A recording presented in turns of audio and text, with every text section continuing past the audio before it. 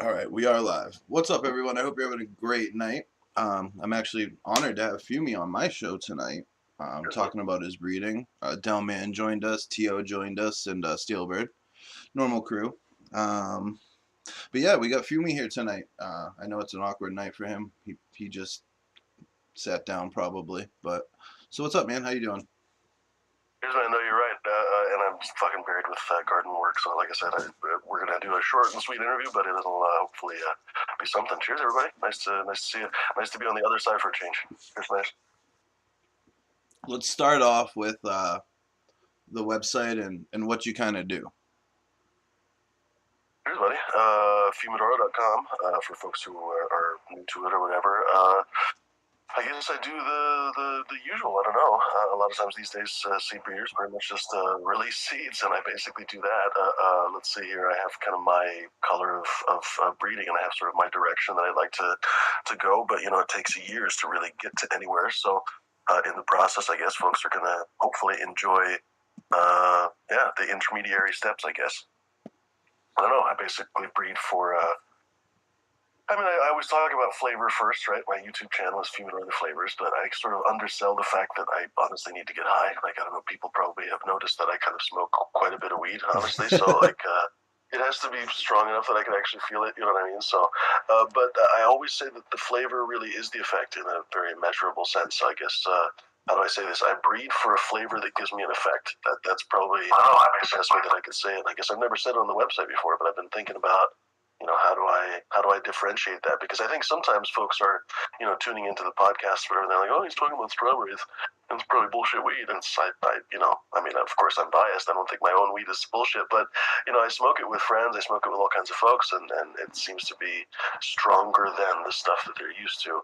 So I've said before, like, the flavor is the effect, but I don't know. I guess I'm already babbling. No, it's okay. It's good. It's good. It's fine for you. So you have a what made you want to start breeding? Yeah, what made you want to start breeding? Like what clicked in your head and you were like, yeah, no, I get you. I'm always one of those kind of tinkerers, Like I've always really enjoyed cooking, and I've always enjoyed just kind of getting my hands in the middle of whatever I'm basically doing, right? And it never has bothered me to kind of put my little stamp on something, you know what I mean? Like whatever it is. And I kind of enjoy that, I think that makes life more enjoyable when you can kind of make your own way of it instead of, let's say, following. I don't know, like you get a box of Legos or whatever, there's a couple of different kinds of people, and don't get me wrong, when I was a kid, I loved building the little spaceships and whatever, but, there's also the way where you build your own little castles and stuff, and both of them are equally fun, and in many ways, I think the one where you build your own castles and make up your own stories and stuff is more rewarding, because you did it your way, and so I don't know, a long time ago, I basically saw weed, and I was like, oh, this could be a little bit different, this could be a little bit better, this could be a little better, this could be a little bit different, this could be a little bit different, on and on and on, every single plant that I grew, I was always like, oh, I would love it if this was a little bit blah, blah, blah, like it was a little bit taller, it was a little bit more baller, you know what I mean? Like it's just basically, I would love it if this particular plant was purple, on and on and on. So little by little by little, I realized, oh shit, there's really not that much magic to this. It's pretty much a male and a female, same brown thing. Brown cow, you know what I mean? Yeah. The plants are getting down to sexy time, and which they want to do, right? So you're facilitating the plants to do what they already wanted to do. How much more easy can you get than that? You just have to pick the ones that you like, and then you let them get to business, and then they pop out awesome seeds. Like, been thinking about it for a while, and I finally dove in, I guess I tippy-toed first. I didn't really do like a whole breed run or whatever. I did like prototype runs, but anyway, back to you. So was the cannabis like your meetings before or after the breeding? Sorry, that's a dumb question. Before. No, I would say before. I kind of thought about breeding before that, honestly, but, how do I say, like, I don't know, when you hear names like Subcool and frickin' Bog and, I don't know, all these different people, Mean Gene from Mendocino, they seem a little bit larger than life, right? I mean, when you actually meet them, you realize, oh, yeah, these guys are probably, they put shoes on and they wear pants and stuff like that, right? But, before that, you kind of think, oh, no, there's some rarefied air that they inhale. And so, I don't know, I don't know. I enjoyed weed for a number of years. I went to my friend Cannabisian's garden club meetings, and those were great, by the way. He himself is a breeder. and he gave out a ton of seeds at his meetings, and he told people how to grow at his meetings. But not only that, they were just really, really fun places to vibe. And so I thought, fuck, this would be really lovely if we had the same thing, but basically for tasting. Years, I don't know, feels like 1,000 years ago, but it wasn't really that long ago.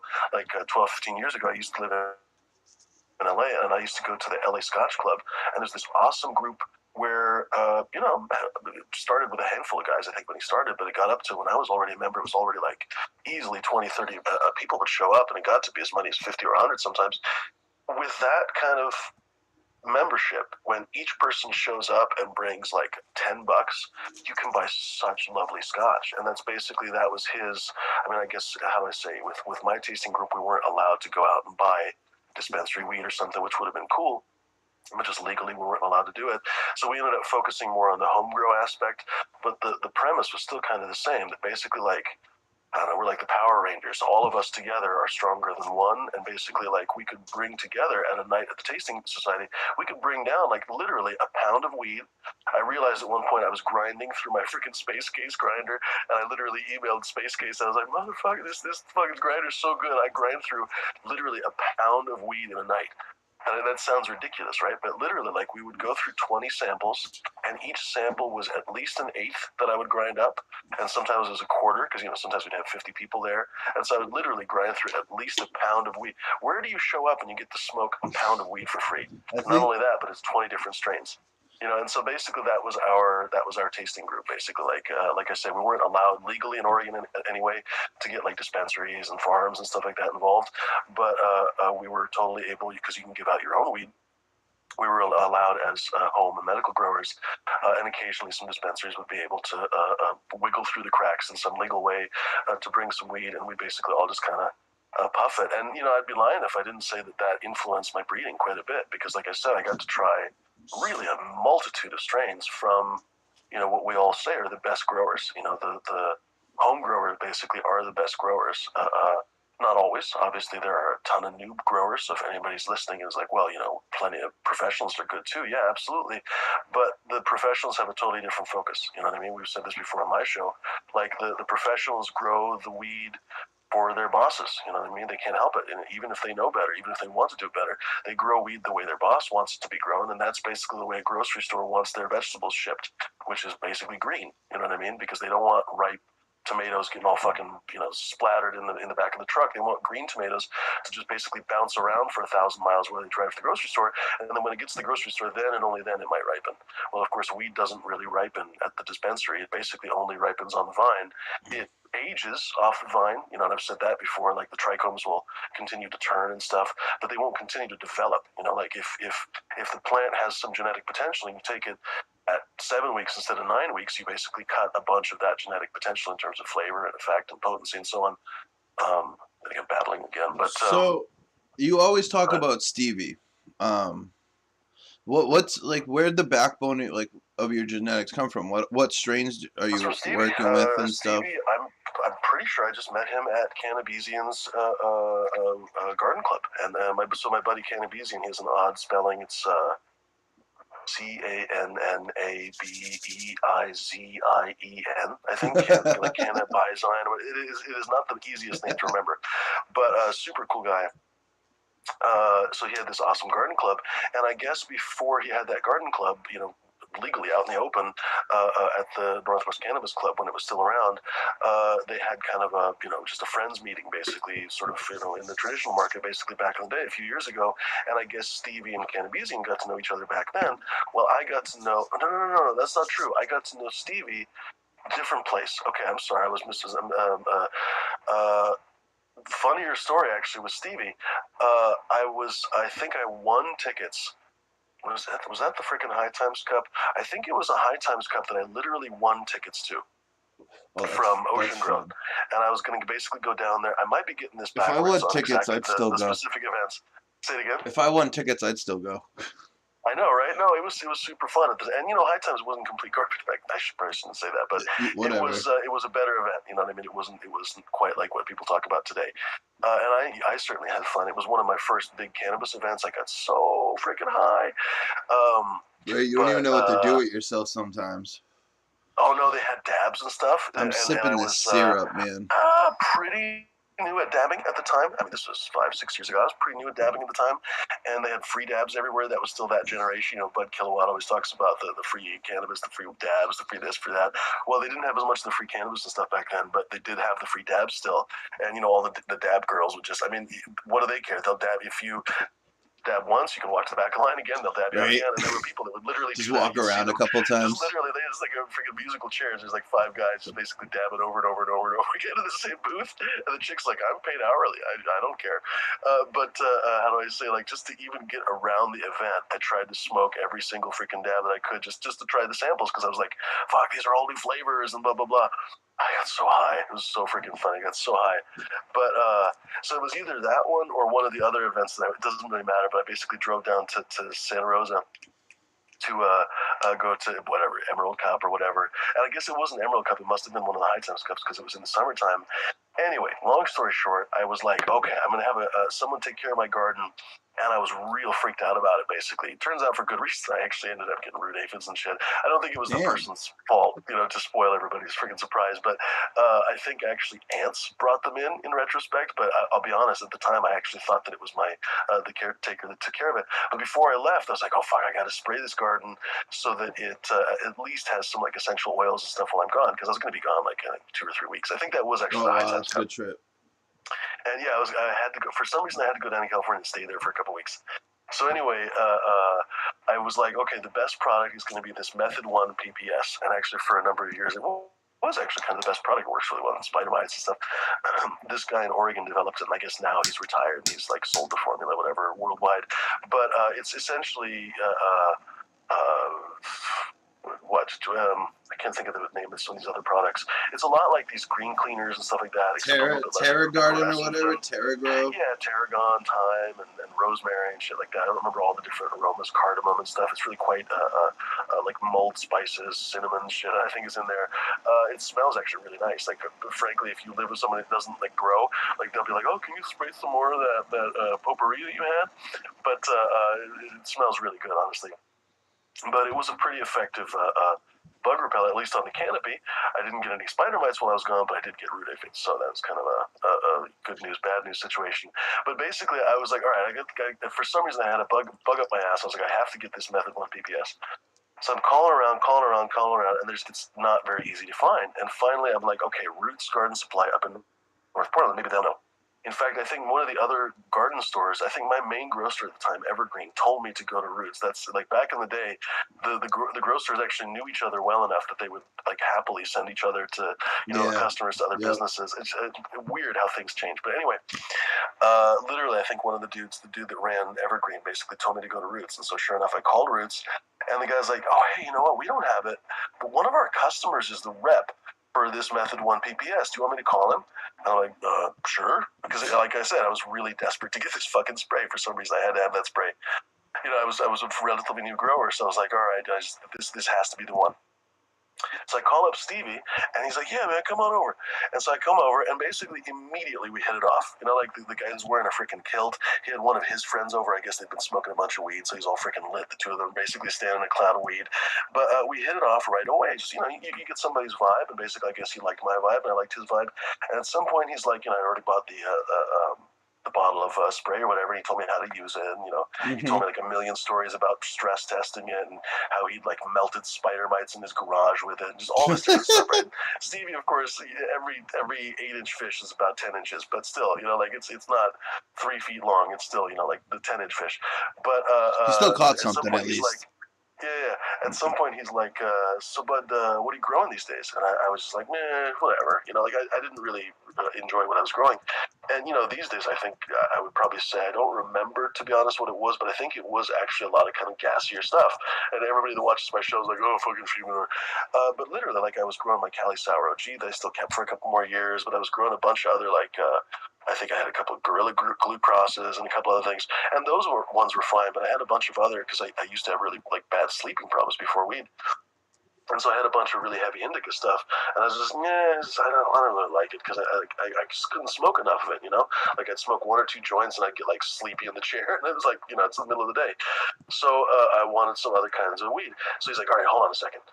And he literally walked to his other room. Basically, he was gone, I don't know, 30 seconds or so, I don't know, maybe a minute or something. He comes back with his little satchel of weed, just, like one of these little Ziploc bags. I'm sorry, not of weed, but of seeds. And there was probably, I don't remember honestly now, but probably 50 or 60 seeds in it. And I don't think I'd ever seen so many cannabis seeds in my life at that point that weren't bag seeds. And he's like, here, try this. No one's had a chance to test this. And literally from that point, we just had a friendship. I actually didn't talk to him for maybe 2-3 months until I grew some of his weed. But then we hit it up at the garden club. It turns out he and Cannabis were good buddies.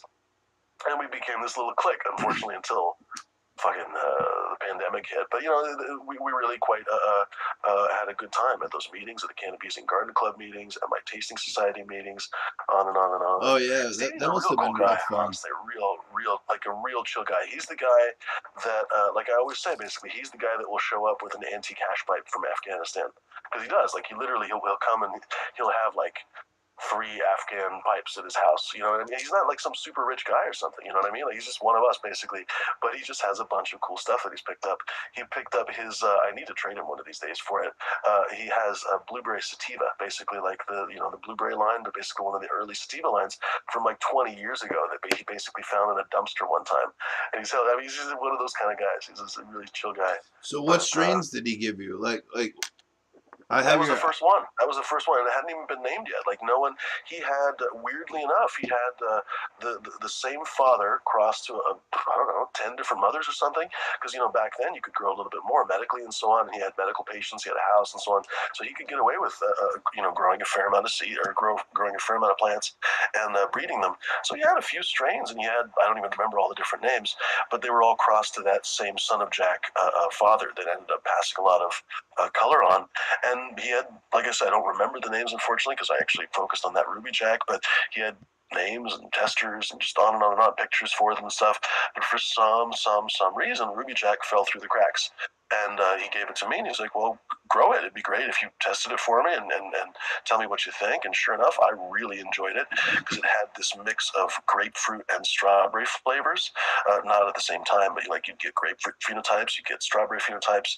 The very first female that popped was lemon, which was kind of funny. It basically tasted like Jack Herer, but I've never found that one again, like a lemon Jack, basically.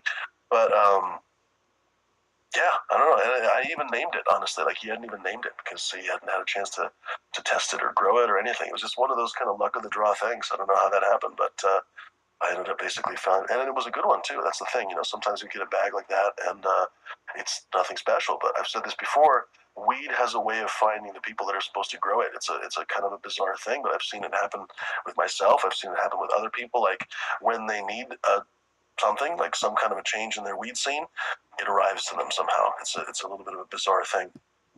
But yeah, that certainly happened to me. So I'm showing off your Instagram right now. I showed off your website a little bit.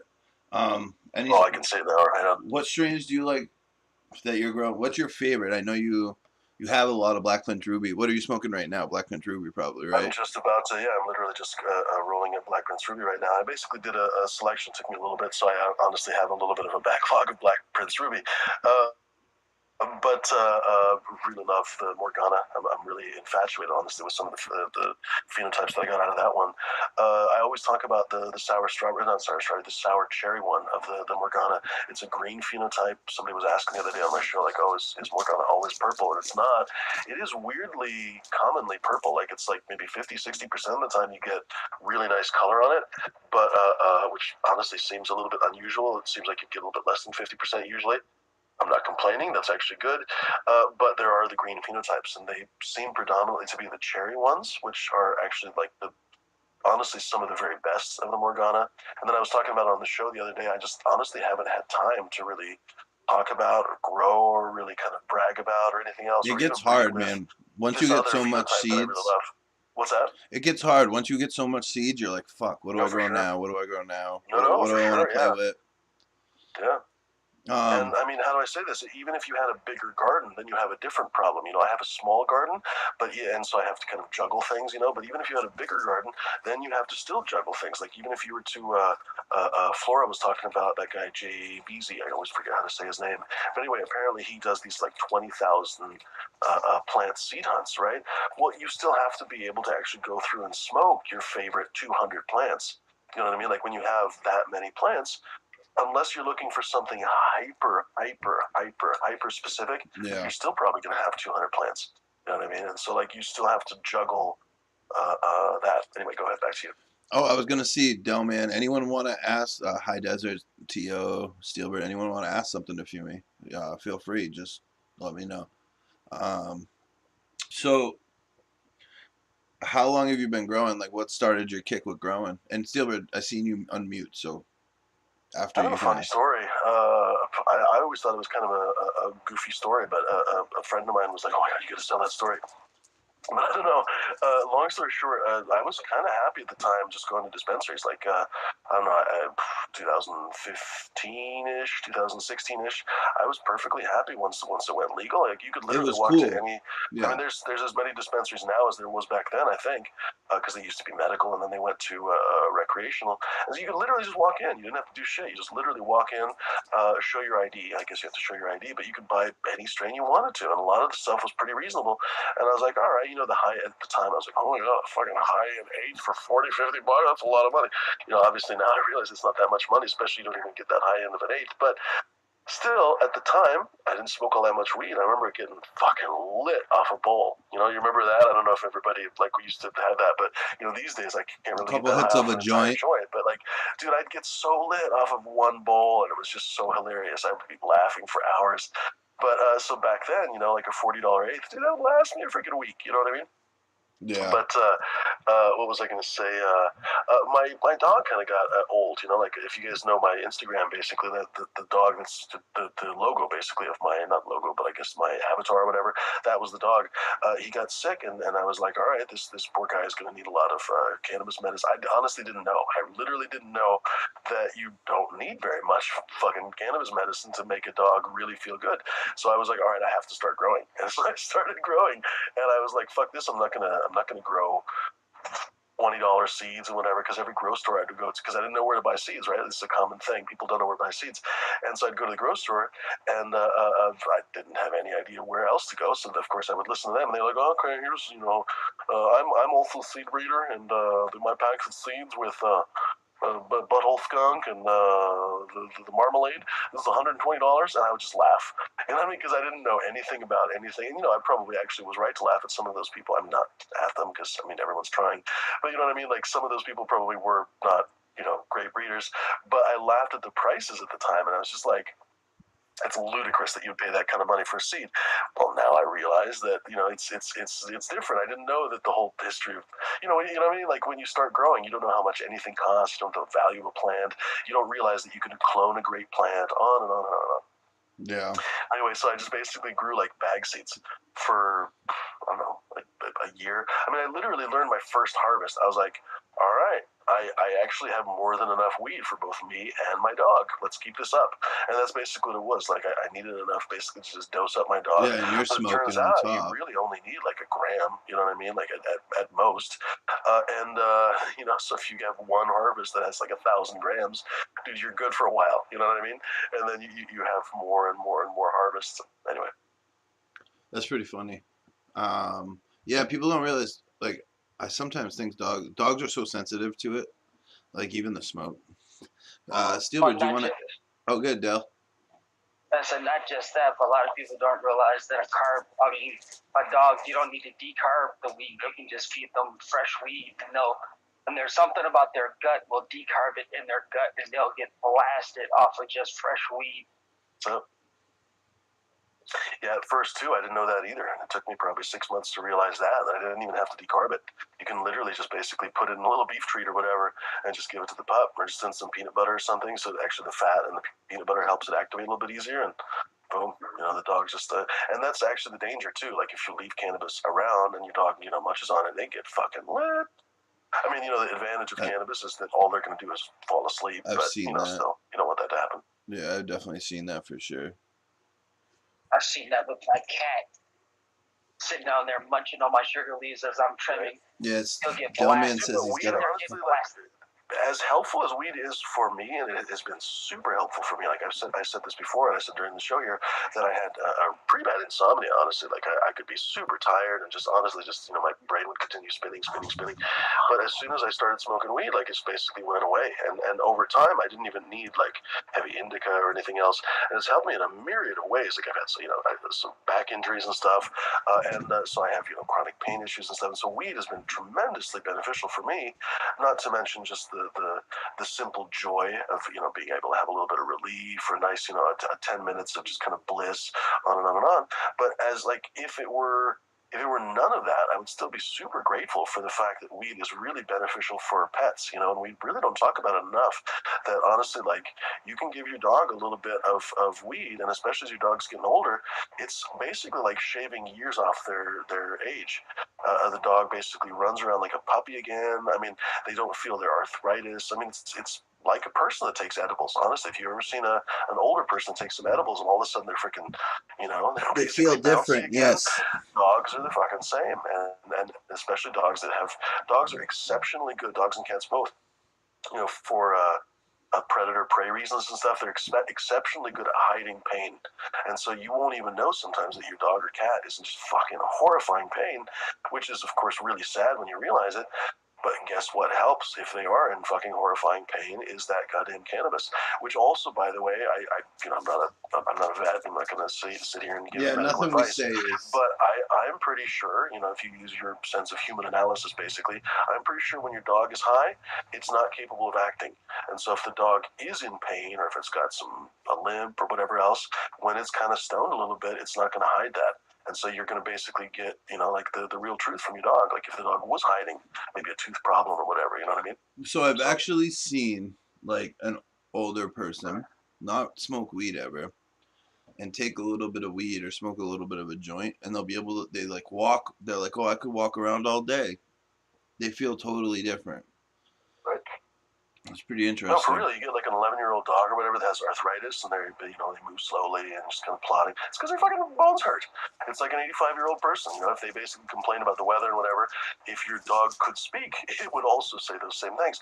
And you give them some cannabis, just like if you give an old person edible, obviously with their permission, and you basically see a different person. You know what I mean? They can walk around, they can go somewhere and go to a restaurant again, on and on and on.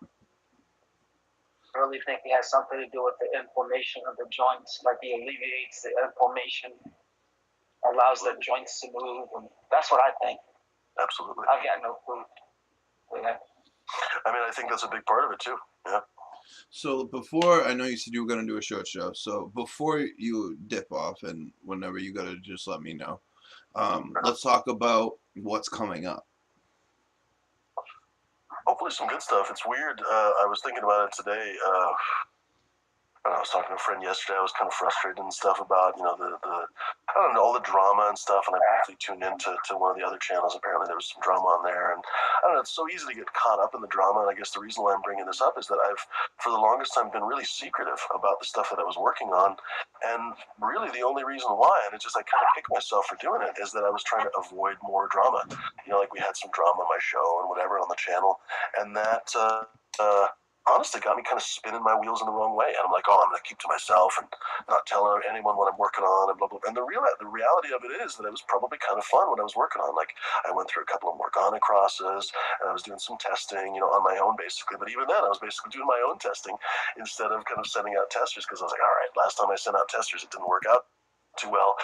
So long story short, how do I say, for 6 months or something, I could have told you guys about a bunch of fun stuff that I've been working on. You got a couple of Morganas and stuff. You haven't put stuff on the website. What are those? That's again, like I was how do I say this? That I guess I was waiting for, honestly, more to release with the feminized run. So I was planning. I did this whole selection basically for a male and a female that were going to be very, very close to each other, so that I could have a Black Prince Ruby male run regs and then a Black Prince Ruby femme run, obviously femmes. And so I wanted to have a male Black Prince Ruby that was, exemplary of Black Prince Ruby, and then I wanted to have obviously a female that basically I could use as a pollen donor that not only I could use as a female to breed with in the future conventionally, but she would also be a good pollen donor that I would think would be like a great representation of that strain. So finally I found one, And the whole idea was to do, Black Prince Ruby, basically like a couple different runs of it. How do I say? But I don't know. Like circumstances have changed. Like I don't know. I found a couple other things, and I realized like I don't know. Just Life I don't know. Life life changes. Life changes. changes. Yeah, exactly. Life changes. Your ideas change. Your fucking whatever. Your decision for what you want for dinner changes. All of it. And so, long story short, I'm basically at the moment pushing back the Fem run for Black Prince Ruby. And first, it's the super secret, basically land racy shit. I don't want to reveal what it is exactly yet, but it should be an absolute fucking just a behemoth killer. Especially some of the crosses that how do I say? There's going to be some behemoth shit on the male and female side, is I guess what I'll say. Because recently I've picked up some really hype clones. I've picked up some excellent landrace genetics as well. So in the near future, there's going to be this next. How do I say? Pardon me, this next run with this kind of land racy shit that should. I mean, you never know, right? Like you never know until you actually plant plants and plant seeds and everything Right. else. But I'm pretty sure, like you get a sense for weed, and you get a sense as kind of like I've said this before. Like I think of myself as kind of like a chef or an artist of cannabis, right? And you get a sense for sort of flavors and how they, if you've ever cooked or if you've ever been a fan of cooking, Oh shit. you get a sense for kind of the colors of the ingredients. You know what I mean? You basically can kind of combine them to create a better whole. Long story short, I think halfway decent seed breeders do that too. I think halfway decent growers can do that too. So I think, we'll see based on, the freaking results, but I think it's going to be some fucking monster shit, honestly. Like some just absolute monster shit. I'm really looking forward to it. And then after that, I've actually postponed, like seeing how life has changed and everything else. I was like, I don't know, you know what? Maybe the only person that's as fascinated by strawberries is me, or maybe the only person that is this fascinated with strawberries is me and everyone else is not, because I was like, I don't know. I think a lot of people, other people want, I like the idea of gas or whatever femmes. else. So, long story short, I'm not going to quite reveal what it is yet, but I have some killer, again, land racy shit from basically the other side of the world. So essentially, the first run is going to be from one side of the world, kind of, and the other run is going to be from the other side of the world. So and it's going to be basically one is going to be a reg run, and then right after that is going to be a fem run. Oh, nice. Okay. I was just gonna say, what kind of, or what way you gonna do the fem seeds? You just gonna I STS think them? STS. I think STS. Yeah, that seems to be the easiest. I want to try it like really bad too. I'm already now at the point where there's too many projects and not enough time. So basically, like, I want to experiment a little bit with the future, feminizing methods and stuff like that. But also, like, it took me quite a while to get to this point, which was frustrating. It would have been nice to have a couple real breeds that kind of, I could have released publicly in the meantime. But now that I've gotten to this point, I feel like I can knock out quite a bit in the near future. We'll see, of course, but life is what happens while you're making plans, they say. Yeah, very true. It really is. It's hard. Like I try to not to plan that far in the future, but like I don't know, things always fall through too, and you're like, fuck. There's always shit. Yeah, there's always shit that you don't expect. There's always left field stuff. There's you name it. But I mean that can be good and bad. Like that. Like I said, when I walked into Stevie's place, like I got the best genetics I've had for years, and I didn't get the High Times Cup. Like when I went down there, I think I picked up some genetics and stuff, and I ran. I think it might have actually been the Ocean Grown one that I won, like the tickets from Ocean Grown, and I went down there and I don't think they gave me a free pack of seeds. I think I just bought a couple of seeds, like Bewitched and Alien Rift and something else. And both of those were actually good. Honestly, I really enjoyed Bewitched. I really enjoyed the Alien Rift, but I didn't keep them. You know what I mean? I didn't keep them throughout my growing career. Whereas Ruby Jack has been an absolute. It's like been like a lighthouse in my weed scene. And then every single phenotype I like for a different reason. And granted, like how do I say? Everybody will probably have a strain like that, where basically like maybe not everybody else likes the stuff as much as they do, but they like every single one. But Yeah. I mean, I've smoked the Ruby Jack with a bunch of people. Smoked the number 1, smoked the number 2, the number 3, and the number 4, number 5, number 6, all these different fucking phenotypes, and people loved them. The number 1 was that Jack Hare lemon one. The number 3 was that one that roses that I talk about all the time. The number 7 is the mom to Black Prince Ruby, the strawberries. Number 8, you guys know as the Mompton 1001 Nights, the pink lemonade, basically. Like people have loved all these fucking Ruby Jacks that I brought out, you know? So it's, I don't know, props to Stevie and props to good weed. And again, I guess, like, maybe it's too spiritualist or mythic, because I'm not normally, honestly, you know, very spiritualist or anything else, but I make an exception sometimes for things like cannabis. And basically, I'm quite serious about this. Like, keep your eyes peeled for when someone hands you a little satchel of seeds, because it could change your entire grow career, you know. And that's literally what happened with Ruby Jack. Yeah, I said this the other day. I was saying this the other day. I got handed a pack, and it just says, "Where the fuck is it? Where is it? Blue Java or something like that with their name." And I don't know. I'm the kind of person that like wants to kind of know what's in it. You know, I'm like, "What is Blue Java? What'd you make it with?" But I just never got to ask. They just gave it to me really fast and walked away. So now I have a pack of seeds, and I'm like, "What are you?" Well, you're gonna have to grow them and ask them. Yeah, I do have their name, but I did get some stuff from Jinx too. So I don't know. The seeds just keep coming in. Dude, you need to grow those Pacalolo ones from Coot. They already are. They're pops. Some baller shit. That's gonna be some baller shit. I did 5. One didn't survive. I got 4 going. I'm probably gonna pop like 3 or 4 more and see what happens. Coot was just on the other Discord saying how him and a friend were watching, you know, Jeremy's channel, and they were sitting down there laughing their ass off because you can watch the more that he was smoking the Pacalola one, the higher he got. Right. And they were sitting there just laughing their butt off. It's like, he doesn't realize how messed up he is. He doesn't realize how messed. And it's like, sure as shit, you're watching it, and you can see his whole face just drop. Like, oh my god, like he was total space cadet by the time he finished that one joint of the Pacalola one. Shit, it should do that to you. I mean, it's a reason Coop fucking smoked it for 20 years. Yeah. But for me, I think you should seriously don't give up on the fruits. There's a reason why fruit varietals are like the #1 selling weed in dispensaries, almost exclusively across the nation. I agree with you, and it's really frustrating, Del, to know that the flavors that I'm producing are great. You know what I mean? Like, I'm not trying to pat myself on the back, but you have to be honest with yourself. Sometimes, like, I stand behind my seeds. Like, I'll put those up against, like, you know, I don't like to talk shit about breeders, right? But I'll put those up again. Name somebody, do it quietly to yourself. I'm not going to confirm or deny, but I've grown a bunch of people's seeds at this point. You know what I mean? Like, I've been lucky enough to been gifted a bunch of seeds. I won a bunch of seeds. I bought seeds. Certainly, you know what I mean? Traded for seeds. So I've grown a bunch of people's stuff.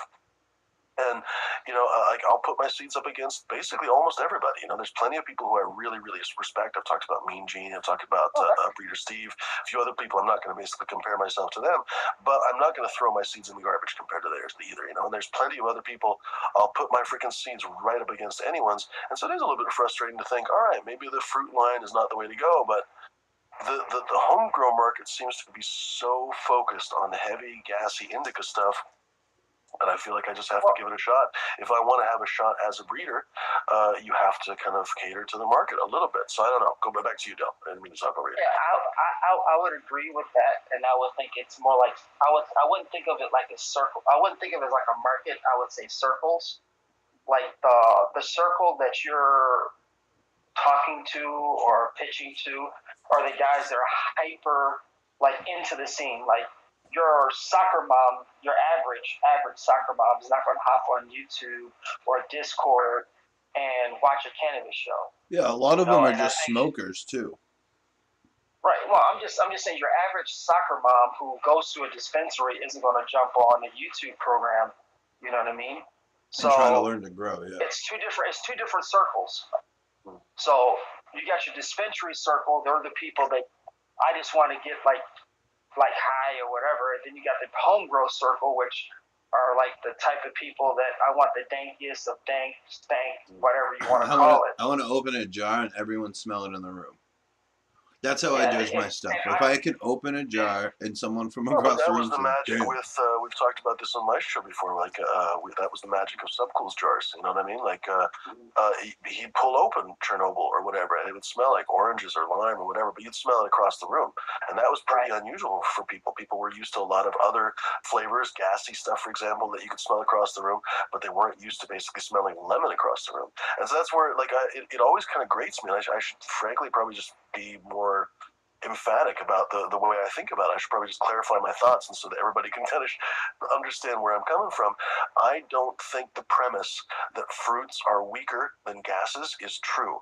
I think that in some cases that's certainly true. In some cases, depending on what medical issue you have or whatever, and certainly we're not going to talk about stuff as if we're doctors or something. But everyone knows sort of the gassy stuff is better for pain and so on, and so we understand that. But at the same time, like as far as getting lit, like that Pacalola one, you smoke one of those, I bet you, I guarantee you're going to get fucking stoned. And you're going to get real high. But there's probably hardly any fuel in there. There might be some fuely phenotypes, but there's probably not all that much fuel in there. Where if you ask 9 out of 10 growers these days, hey, what's the strongest stuff? They'll tell you the fuel is. And I honestly disagree with the premise. I've smoked a lot of pretty mediocre fuel, and I've smoked some really great fuel I've as had well. some good really, fuel, really yeah. killer Like, shit. but I've smoked some really hollow, sort of soulless fuel that was gassy as fuck, but it just did not take me where I wanted to go. so You know what I mean? And I that's not even just sitting down. That's anything. Go ahead, back to you. I want to clarify real quick. When I say gas, I mean like diesel or like gas, dirt bike, something like that type of smell. And with those, I've noticed are stronger. But when what people are describing as gas, to me, wouldn't be gas. It's more of a funky, sour. It's kind of funny. See, and we're already kind of on the same page, because when we talk about sour diesel and shit like that, like that's sativa. That's up my alley. I don't want to be stoned all day and basically trying to fall over on the couch or basically drooling on myself. I want to be lit and doing stuff. And something like sour diesel, I'll smoke that all day, every day. That's definitely gassy, so to speak, if you use the wrong language. But yeah, like fuely. I really loved how Flora brought it up yesterday, or not yesterday, a couple 3-4 days ago on my show. He was talking about the different chem phenotypes and how some of them are, brake fluid, or what was it, turpentine, or diesel, gasoline, on and on and on. If anyone doesn't know, Lovely Chem to have a 91. conversation about those, so we can kind of get a common language amongst ourselves. Back to you, Ben. I was just gonna say, if anyone doesn't know, Chem 91, Chem D, Chem Sisters, there's a bunch of them.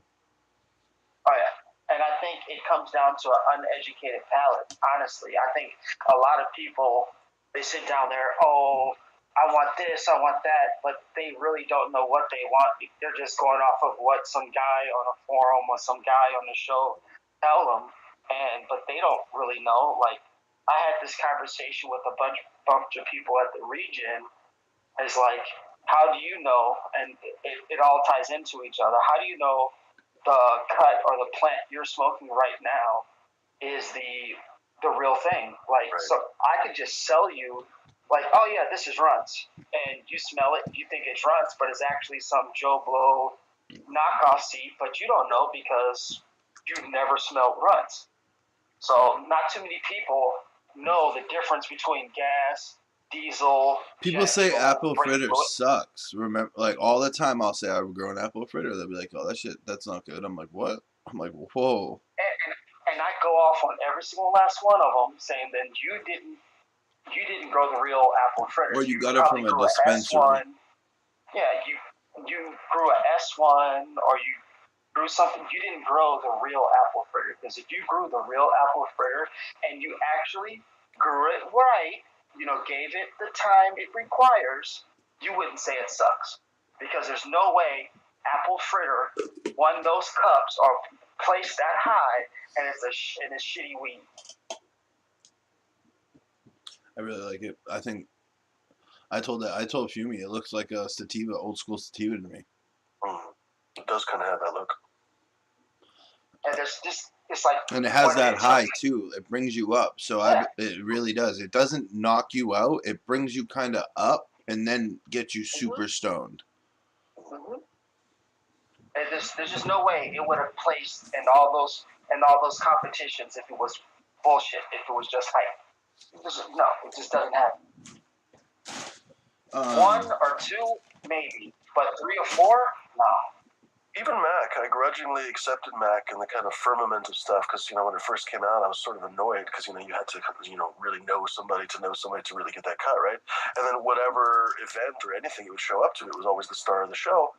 But you know what? Even though it's not really my bag, I've said this before, like I literally can't get high off of it, frankly. Like as soon as I smoke a joint, I smoke another joint. But a lot of people, I've heard this from, and I've seen it, honestly, I guess I've seen it with my own eyes. When I've puffed it with somebody, I don't get high, of course, but the other person, they get this just amazing, blissful goofiness, or, how do I say, just a smile from ear to ear, you know what I mean? It's visibly effective, you know what I mean? And a lot of people have talked about it for 3-4 years now. So it's like, you know what? It's you have to accept it. You know what I mean? What are you gonna be, the one asshole that basically says no? The world has to stop while I get off. I mean, so even stuff like Mac One, I accept that shit as real weed. I don't know that this is not some kind of statement where the world is relying on me to accept weed or not, but you know what I mean? I'm just talking, I guess, about Supreme Grape. strains. Supreme Grape says, "Oh my bad, hold on." Supreme Grape says, "Solago has an orange peel smell like you wouldn't believe, mind-boggling." That's cool. So I got strawberries off of my Solago. Did you? Nice. Yeah. Well, that makes sense because the mom is bedrock lady number 1. So real, like astringently strawberry, astringently like salad dressing strawberry, basically, kind of sour. Yeah. It was a light sour. It wasn't like a heavy duty sour, but I definitely got strawberries off mine. Cool. I'm gonna have to run the Caribdis inside. It's stacked so fucking heavy out there, and we have rain all like today.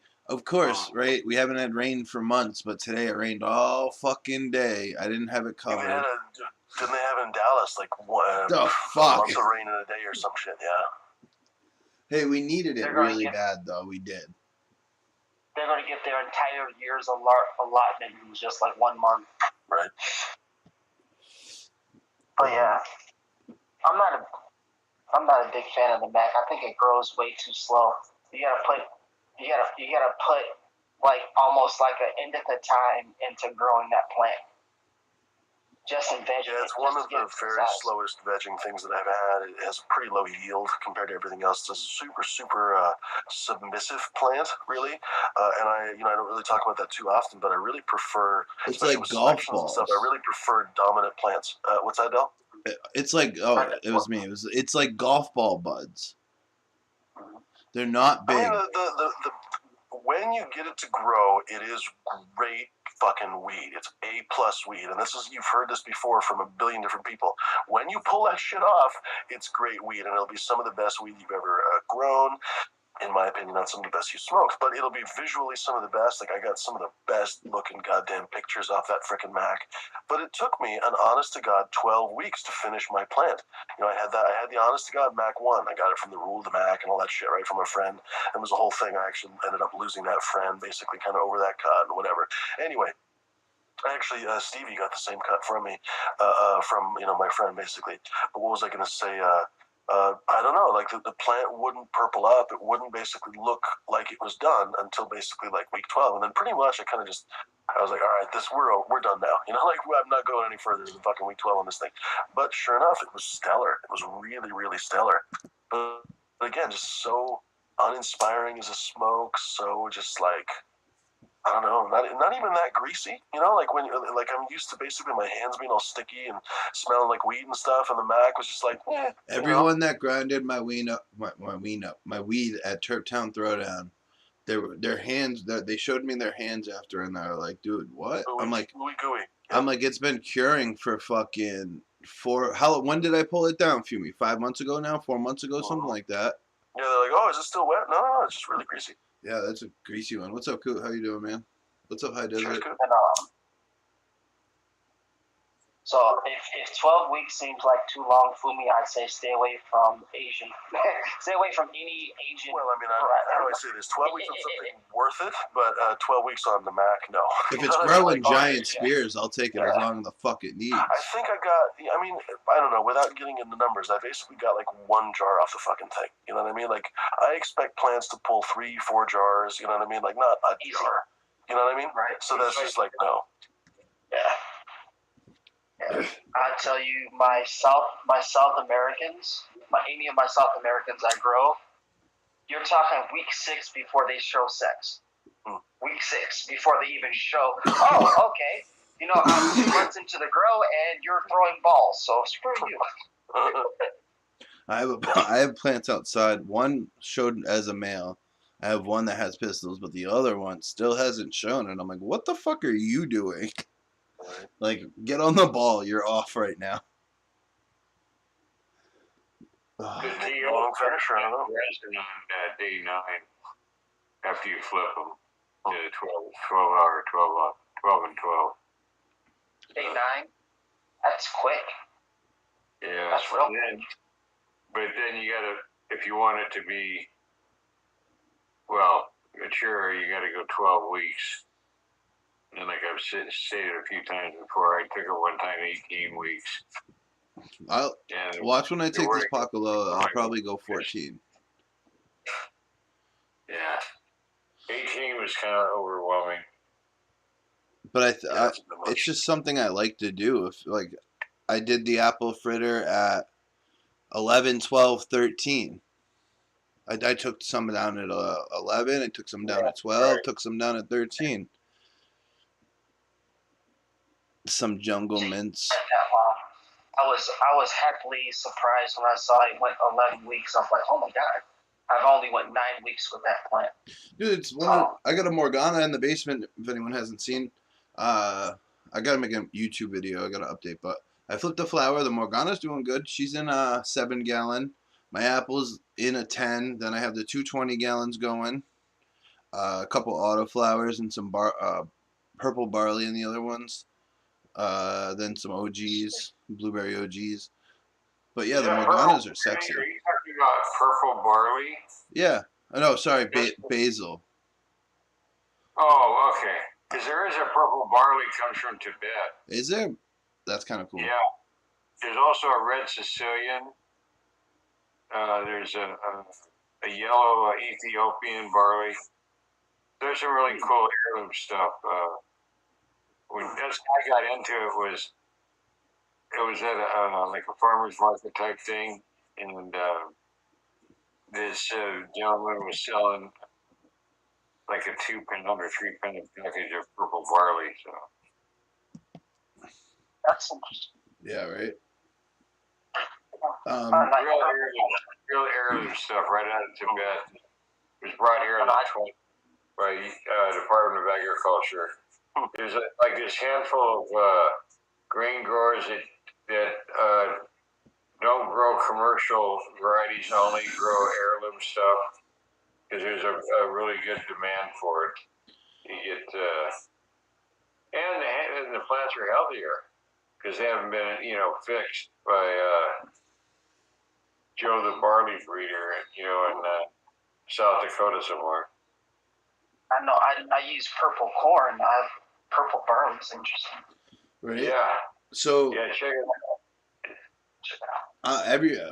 I know, Fumi, you're organic, right? Almost 100% or 100%. 100%. How do you? So what's you do a coots mix pretty much? Yeah, pretty much.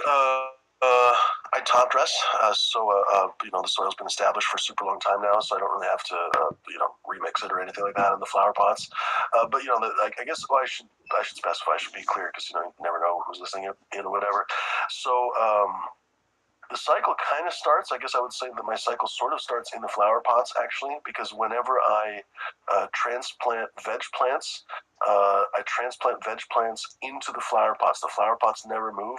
And when I transplant, let's say, a 1-gallon pot or whatever, 1 gallon a plant, plant in a 1 gallon smart pot, for example, into that flower pot, I basically scoop out some of that flower pot material and put it into my recycling bin.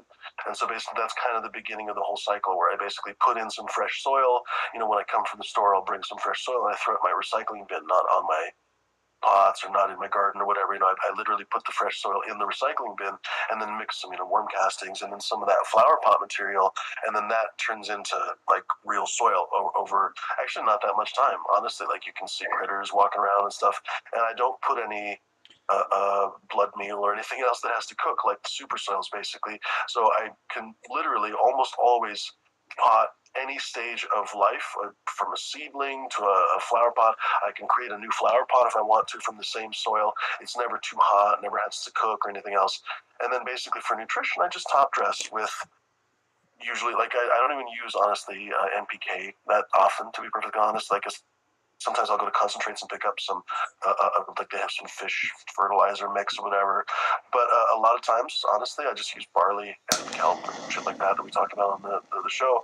And how do I say, like, the fact that I use that kind of recycled soil with really good worm castings and everything else too, that really is the key. Like, I really never chase deficiencies. I never chase weird problems. I really hardly ever have a lot of the problems that you hear about. I don't even have fungus gnats. You know what I mean? Like, I never have the problems that I hear people talk about, because I just use this like well-established soil that I mix into fresh soil that becomes well-established soil through just the mixing. I don't know. Hopefully that makes sense. Yeah, exactly. Well, if anyone read Anthony Bourdain, if you guys remember Feeding the Bitch, like basically you have a sourdough starter, and you kind of sort of, I mean, you can think of it the same way, I guess. I mean, it's not the same, but we're using a metaphor. The sourdough starter inoculates the bread, right? So literally, my recycling bin inoculates my garden, basically. Well, you also have the cheat code to go to the same place as Coot does. Right? It's pretty helpful. Not gonna lie, it's pretty helpful. Yeah, concentrates is fucking great. Northwest Worm Castings is great. I mean, I'm with Coot 100%. Like, making your own worm castings is actually night and day better. I just haven't had time myself. I haven't had time and space and stuff to make my own worm castings. It's not even complex. Like, that's the worst part of it. It's really not even complex. Coot's talked about it a billion and trillion times on my show. Like, you can, at the heart of it, you can just get some compost, throw some worms in it, and wait some time, and you'll actually, over a couple of months, you'll end up having really good worm castings. But on top of that, you can actually feed it barley, and you can give it nutrients, you can actually compost in it and stuff, and you get these amazing worm castings. But it takes a little bit of work. Once you make your own, and so there's no monetary consideration about how much you're going to use, in your soil mix, and you grow your first plant in your soil mix, you start laughing your ass off about some of the poor excuses for soil that all of us have purchased. Oh, for real. Yeah. I mean, and that's why I got to, not only that, but I got to laugh about your comments about benign neglect on my show, because I felt the same and I didn't know how to put it. I'm like, I'm looking at my garden. I have time to work on it, but there's nothing to do. These days, there's always something to do. But like, there were times when I was just like, I have nothing to do. Like, there's literally nothing for me to do on my garden. Like, anything that I would do would just make it worse. You know what I mean? And that's only something you can say with a good living soil. You stand there and you know exactly why you don't have to do shit.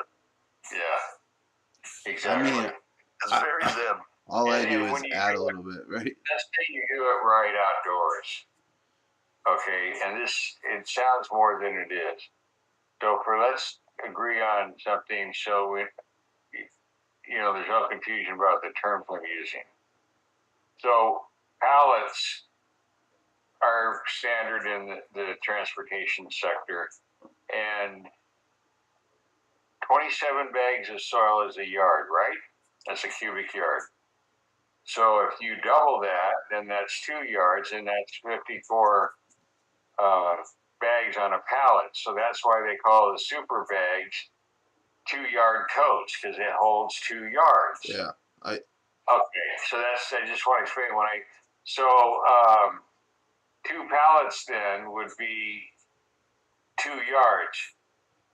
No, it'd be 4 yards. 4 yards, yeah, 2 yards, that would be 4 yards.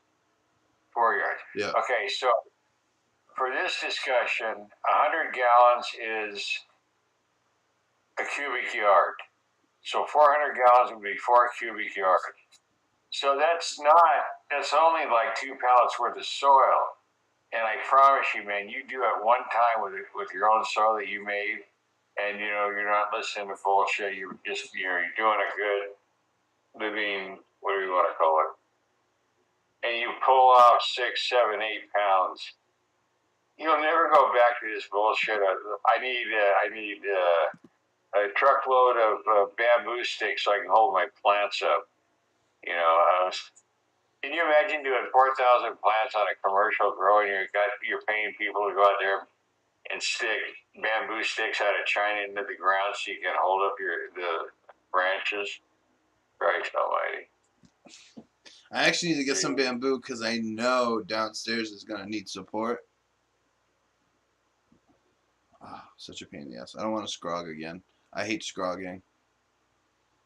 But that's, honest. When it comes down to it, if you can get that canopy flat, and so that's one thing about a scrog screen. Yeah. Is that a thing? Or is that a thing?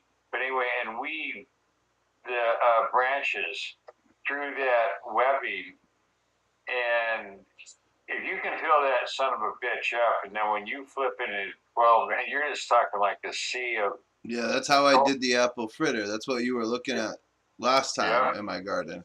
So I used the first layer. I don't know if. So yeah, I use the first layer. I weave it in and out. If I really want to fill out that 5x5, I weave it in and out of the first layer. I add a second layer for support, and then if need be, a third layer for support. There's a pheno that Jeremy found in the Pacalolo seeds that is really taking off the Thai influence, and that would be a perfect candidate for weaving. It's going to be much, much taller at the same amount of time in veg, but it'll be taller than the other plants. So if you want to do that, that would be a perfect candidate, for that technique is all. The number 1 I gave you, Coot, is much taller than the number 2. The number 2 is squat, compact, whatever, but that number 1 is like 3 times bigger. Nothing like land raised sativas, man. Yeah, you want to have fun. This is what we were dealing with in the early days, because all the good weed was always sativas. There wasn't one. Oh yeah, I had some really good Afghani. I mean, that wasn't the way it worked. Yeah, because it was all hash shit back then. Yeah. That's all they did with they didn't sell flour because it wasn't worth it. They just produced hash. Get the flour out of Kandahar to L.A. It was more difficult enough getting, 45,000 pounds on a container of hash out of Afghanistan down to Mumbai and then onto a ship and up to America. Can you imagine pulling that off in 67? Jesus Christ, man. You also got to think of it like, the people in the Middle East, they think we're freaking nuts for smoking the flower. They'll look at you. You say, smoke flower. No, we don't smoke the flower. Why would you want to smoke the flower? Hashish. Well, they also don't really grow for flowers, so their flower isn't. No, they grow. Yeah, they grow for the hash. Yeah, the resin. Yep, they want the resin. There's everything else is garbage. They want the resin. Yeah, it was a surfer tribe in the Brotherhood. It was like half of them were surfers and the other half were bikers. And the bikers wanted the hash.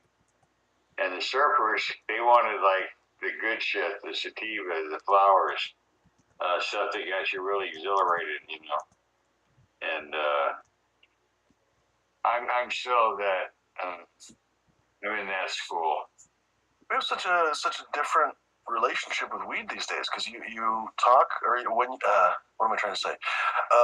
Most of the conversation is dominated by people who basically smoke the indica stuff, right? We've talked about it. Right. That's what all I the gassy stuff, and it's really interesting because the conversation was completely different 20 years ago. It was all sativas, it was all uplifting stuff, and now it's all the sedative stuff. It's really interesting. It's I think it mirrors a lot of our problems in society with the kind of the opiate crisis and everything else. But it's really interesting too.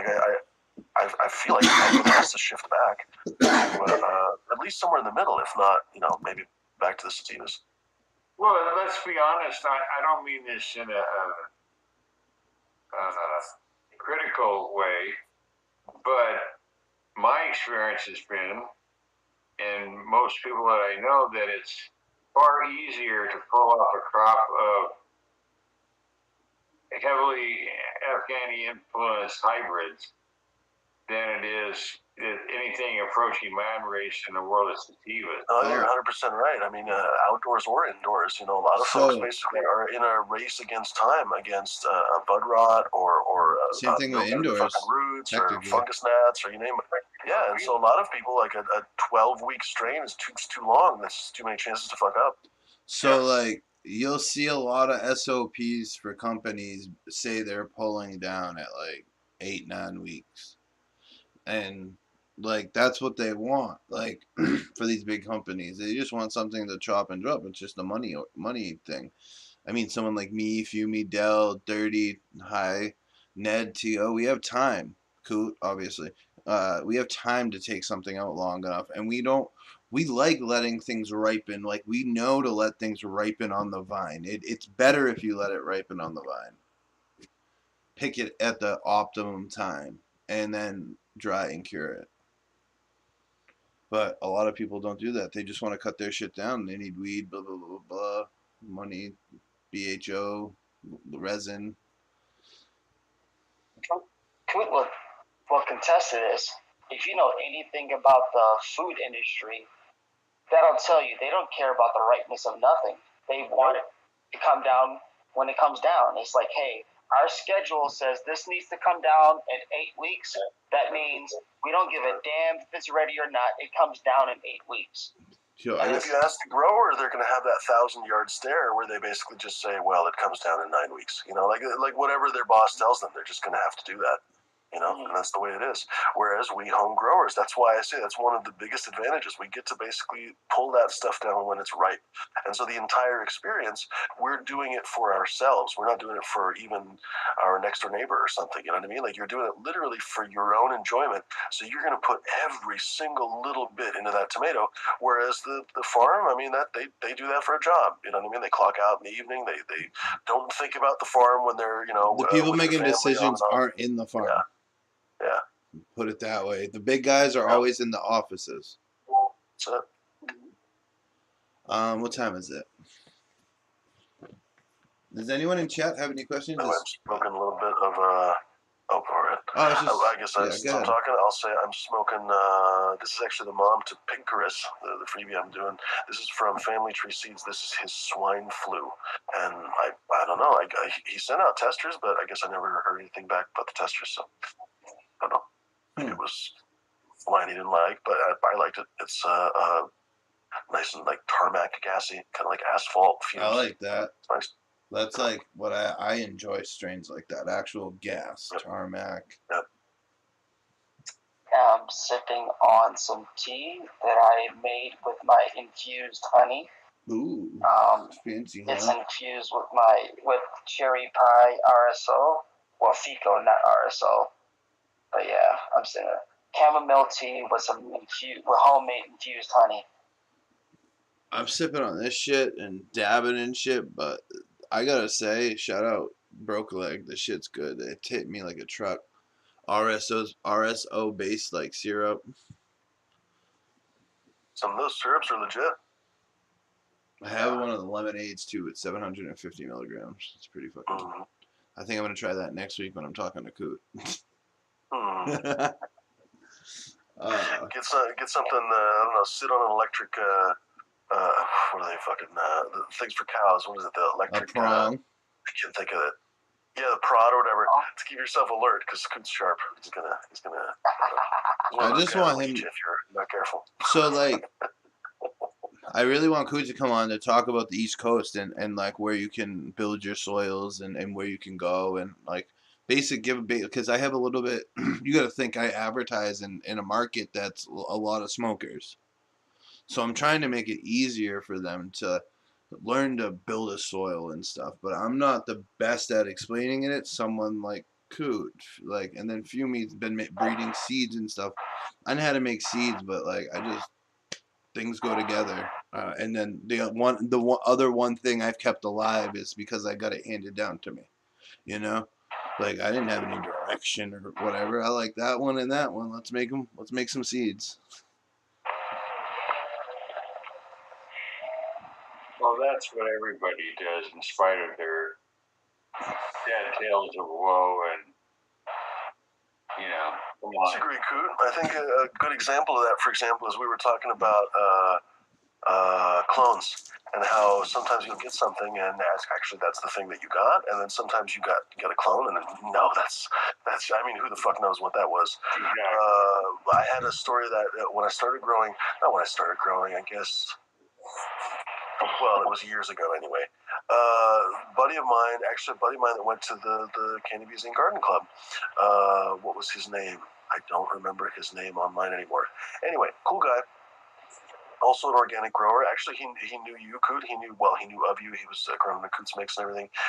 He had a medical patient that just absolutely had to have Colorado cookies and cream. For some reason, that patient got a burr up his ass, and he knew this guy was going to Colorado. And he's like, "All right, you need to pick me up Colorado cookies and cream. I've heard about it. You have to get it. Blah blah blah. Whatever." So this friend of mine, he was, despite being a medical grower, he was a little bit of a novice grower. Honestly, he wasn't quite as experienced, and he went and he got arguably basically scammed a little bit. He paid a little bit too much money for what was basically just kind of cookies and cream from Exotic Mike. That's all it was basically. It also had russet mites on it, which I didn't know, but he brought it to my house basically for me to take care of it. Apparently he had to go on some trip somewhere or whatever. So no, it was like some big thing for him, right? Because he'd spent good money on it. And he's like, "Oh, I can't let this die. Can you please take care of it?" I'm like, "All right, fine." So I literally even quarantined it and everything else, but I didn't know shit about russet mites at the time. So I probably either I brought russet mites before and didn't even realize it, or I kept the quarantine well, but then by the time he picked up, because by the way, he didn't come and pick up the fucking plant for like 7 weeks, so by the time he came back, the plant was way bigger, so I was like, well, fuck, I've been holding on to this plant for this fucking long. And not only that, it was like overcrowding the quarantine box that I had, so I took clones, and probably at that point brought russet mites in my own fucking garden. But anyway, it was actually a good cut, so it wasn't a totally mislabeled cut. It just wasn't the $500 cut or whatever he was trying to get. It was literally just cookies and cream for like $50 at a dispensary. But it was, really spicy, pressed really well in rosin. Real good plant, honestly. Not super high yielding. But what was I going to say? I'm babbling because I'm high a little bit, thanks to this weed. It's so easy to mislabel clones, and I have a couple of clones right now that I'm holding on to, and I'm trying to decide what to do with them. If I can figure out what they are, I might, keep them, or I might just basically throw them out. That's probably what's going to happen, or I might give them away. But they could be a couple different things, like Smash Nose. I had that peanut butter breath. They could be that. They could be a couple other things, and I literally forgot to label these motherfucking clones. Well, if I was all about the cash, you can bet your ass I would just label it, because like I say, it's one of those things that I just basically said. I would just label it, one of them, and then I would sell it for $50, whatever. And a lot of people do that, and so you basically hear these stories. Oh, I picked up sour tangy or whatever the fuck it was, and it was just some random thing. It was some random Dutch garbage, right? And that's what happens when you have like people who really only care about money. There's a lot of those people in first of all, there's a lot of those people in cannabis. There's a lot of fucking heathens in cannabis, but there's a lot of people that basically will sell your clones that they don't give a shit. And the same thing with seeds. They don't give a shit. They basically care about the money first and everything else fourth, right? But then there are some people that are not that way. Hughes, you're muted. You're muted, yeah. There's like the backgrounds. They do virtual backgrounds on Discord too, Fume. I want to meet the weasel piss fuck in Seattle that sells cuts of the TO for $500. We can I can set a meeting up. $500 for something I gave him. No charge. Do you want me to go buy it undercover? I find it hilarious. So next time. No, I know. We have a guy here hustling. Well, the reason that Coot is insulted is that he will give people the cut for free, and so to charge for it is an insult, right? And I get that. Like I'm sure Coot wouldn't be bothered if you charged $10 for it or something. You know what I mean? It's like time and labor, $10, $15, but $500 fucking dollars, blow me. You know what I mean? Like no. Yeah. So I believe like I don't know, for elites like $50, for some of the elite stuff. 75 for like rooted's okay. Under $100, it should be for sure. You know, for some of the elite shit. But that's the way I go off of. If I'm it's not, you know, like that movie, The Godfather, where Don Corleone is sitting down. He says, "Look, we're all capitalists here. I'm not a communist or even a socialist. I'm a what do they call it in Germany? Democratic Socialist. Democratic socialist. Yeah, that's probably like. I'm more of a Bernie Sanders than Leon Trotsky. How's that? Right. And I know it's a hassle to grow cuts to a size that the dispensary wants, and and you got to do this and that. That's I think fine up to $100 is that's fair.